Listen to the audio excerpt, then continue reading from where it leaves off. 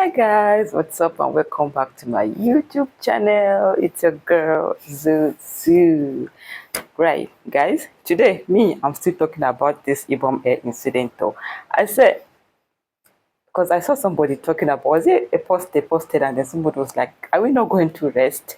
No, we will not rest. At least let me talk my own first and finish before we rest from this case. Okay, so anyway, I did a video about that incident that happened on the 10th of August about the Ibom Air and Miss Comfort Emmanson, I think that's the name.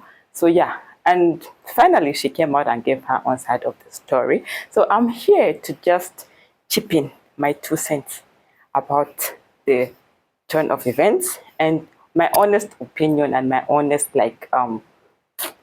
my own honest opinion about the whole thing, what I think about the whole thing, right? So without further ado, let's jump right into the video, right? I have my little this thing here because I wrote some little pointers so that I do not forget anything. So let's go.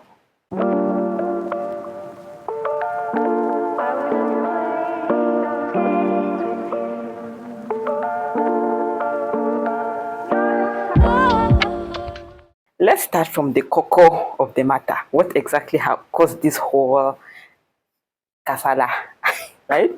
It was switching off phone. Switch off phone. I cannot switch off phone. My phone is on flight mode. This, blah, blah, blah. We've all heard everything. We all know what happened. I won't waste time going deeper into that. Now, what I want to talk about now is about people who kept saying, but the phone was on flight mode anyway. So, I mean, what was the big deal? Did she really have to switch off her phone? Right? I mean, most people thought that, okay, fine, since the phone was already on flight mode, there was really no need for her to put it on, to switch it off completely anymore, right? I will start by saying that aviation is one of the most cautious industries in the world, right? Like the smallest thing, the smallest. I usually watch air crash investigations and like what caused this or what caused that. And you see, when you see the things that have caused a lot of air crashes, you will be shocked. You will be shocked. So yeah, aviation is like one of the most cautious industries in the world. And you see all those things that they tell you, during takeoff and landing, your blind has to be up. You know, you can't leave somebody, you'll be sleeping, enjoying your sleep. The cabin crew will come and wake you up, put your blind up with about to land. And you're like, what concerns window blind with landing? Do you understand? You get why. There is a reason why. Put your seat upright during landing, take off. You get why. There's a reason why. And yes, switch off your phone. You get why. You understand? Now, I'm sure for people that fly frequently or have taken a flight in the country or from Nigeria or maybe another African country to abroad, you will agree with me that most aircrafts are old aircraft, right? And most of these aircrafts, I can say, were built rather, before the smartphone era, without flight mode in mind, right? Are we on the same page? Because that concept did not exist at the time these aircraft were built. What mattered was whether passengers' electronic devices could interfere with the communication systems, right, of the aircraft and all that. That's all that mattered. But at the time, then, back in the day. Anyway, like I was saying, in Africa, most of our aircraft are old. That is a truth. That is a fact. Most of our aircraft. I've seen people complain, you take Turkish Airlines maybe from Lagos to Turkey. You don't even have maybe in-flight entertainment and all that. But from Turkey to from Istanbul, maybe to your final destination, maybe to Washington or to London Heathrow, it's a different aircraft. Like you're like, wait though, is this the same airline? That is just a fact. Most aircrafts used in Africa or on African routes are usually old aircraft. So except for some few flag carriers like Ethiopian Airlines and Egypt Air and maybe KQ, also Air Maroc, I think Air Maroc also, they have I think their fleet, that they have quite modern aircrafts in their fleets. Those ones at least are doing well. But a number of regional and charter and cargo airlines operators are still using old aircrafts. Now, before the smartphone era, all these smartphones now, phones had only two states, either on or off. That was all there was with phones. And there was no middle ground. The only way to ensure no interference during flights was to make passengers switch off their phones completely about their off. The possibility of interference, right, was enough for regulators like ICAO to ban phone usage during flights. The ban was not because using phone will bring down the aircraft. Remember, it was not because of that. It was just because airlines just decided to take a better safe than sorry stance in an era like where there was no flight mode, right? And where there was no modern shielding from all those interferences. That was basically the main thing of banning phone usage during flights. Oh, and by the way, I did a quick search. Like, I just asked ChatGPT sharply, like, is it safe to use like is it flight mode? What did I ask? I asked ChatGPT like about using phones on flight mode on older aircraft. Actually, that's what I asked. Anyway, and this is what ChatGPT said. I'll put it on my screen. I'll put it somewhere on the screen too. But let me read it out now, like just a little bit out of what it said. It said airline rules matter more than aircraft age, right? So, Ibom Air, if they said switch off your phone, it's their rule, it's their policy, switch off your phone. Airline rules matter more than aircraft age. Regulations have been updated to reflect the smartphone era. If the airline permits flight mode, you can use it. Even on an older aircraft model still flying today, for example, older Boeing 737 Classics or MD-80s, right? So yes, even on older aircraft, it is safe and allowed, in bracket, if the airline says so, to use your phone in flight mode. The aircraft doesn't know whether it was designed before or after smartphones, right? It only cares whether your device is transmitting signals. I'll put that on the screen so that people can also read that for yourself, right?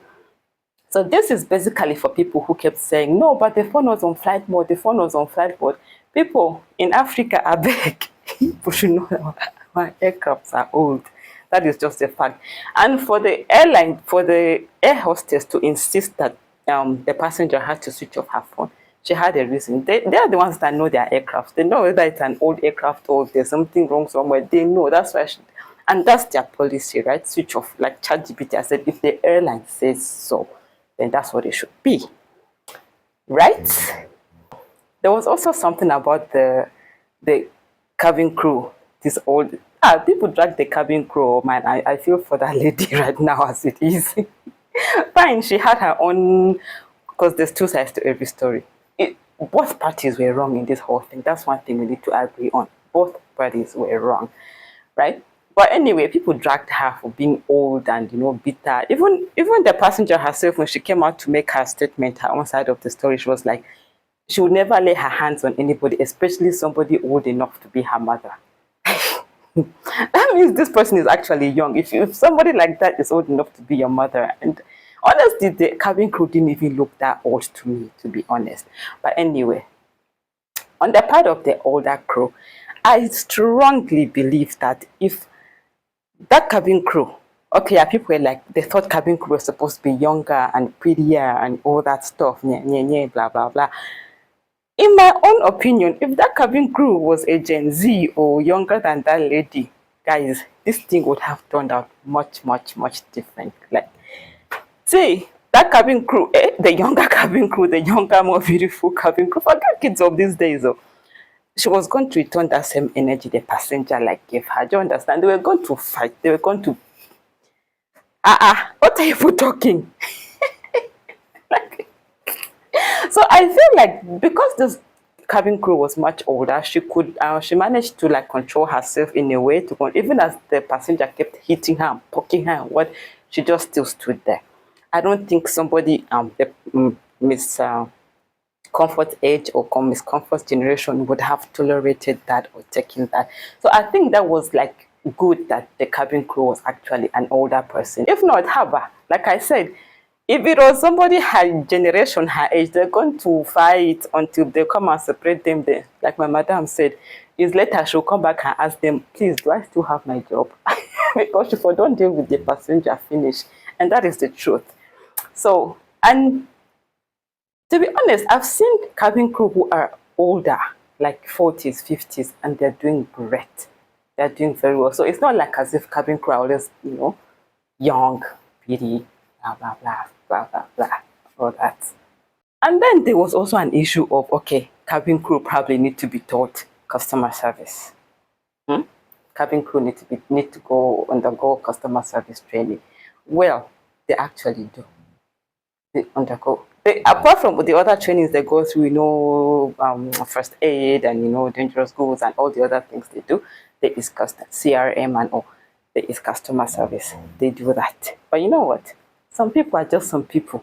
Now, like for Madam Mrs. Julian or the air hostess, yeah, maybe she's just a rude person naturally, or that is just the way she is. You can take her through 100 customer service classes, and I mean, in Africa, safe. Do we even have customer service and customer care in Africa? Do we? That's the question, safe. The ones that are doing it are trying. I will commend the ones that are doing it, but it has almost become a norm, like for people to treat customers the way they want, the way they feel. Do you understand? So it was wrong of her, of the cabin crew, to treat Miss Emmanson the way she did, if that's what she did, actually, because like somebody said, there are gaps. We still do not know at this point, like till now, we don't know exactly what happened, what led up to that point where we started watching. Because it's like phones now came out to start recording after the issue had escalated.